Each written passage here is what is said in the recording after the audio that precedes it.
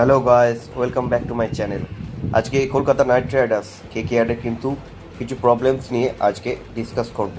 First of all, কেকেআরের কিন্তু captain সেরকম ভালো হচ্ছে না, ক্যাপ্টেন্সি একদমই খারাপ হচ্ছে। কারণ কখন কাকে দিয়ে বোলিং করাবে, কখন টসিতে ব্যাটিং নেওয়া উচিত, কখন টসিতে ফিল্ডিং নেওয়া উচিত, সে কিন্তু ক্যাপ্টেন্সি একদমই খুবই বাজে ডিসিশন হচ্ছে, যার ফলে কিন্তু ম্যাচ থেকে ইম্প্যাক্ট কেকেআর হারাচ্ছে।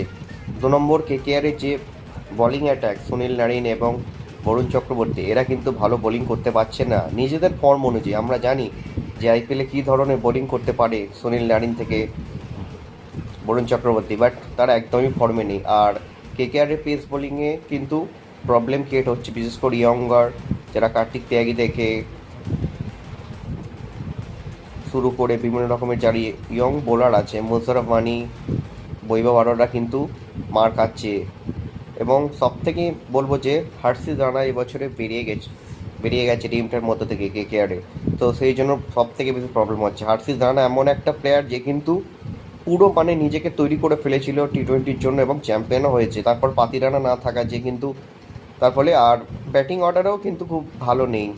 রাহানে, আঙ্কিস রঘুবংশী, ফিন অ্যালেন খেলছে, কোনোদিন খেলতে পারছে না। তারপর ক্যামেরন গ্রিনের ফর্ম একদমই অফ, প্রত্যেক ম্যাচে প্রায় খেলতে পারছে না, একটা দুটো 6-4 মেরে আউট হয়ে যাচ্ছে।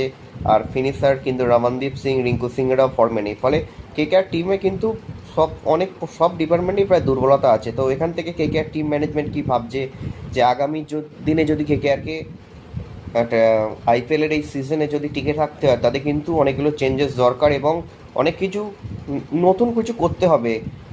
যে ভাবলে হবে না যে আমি অনেক দামি প্লেয়ার কিনেছি বলে তাকে খেলিয়ে যাব, সে দিনের পর দিন খেলতে পারবে না। এটা কিন্তু একদমই ভুল ধারণা। যদি কেকেআর ম্যানেজমেন্ট এটা ভাবে, তাহলে কিন্তু তারা মনে হয় না এই সিজনে খুব একটা ভালো ফল ক্রিয়েট করতে পারবে। সো দেখা যায় কলকাতা নাইট রাইডার্স আগামী দিনে কিরকম পারফরমেন্স করে এবং তাদের দুর্বলতাগুলোকে কিভাবে তারা মেক আপ করে ভবিষ্যতের জন্য তৈরি করে।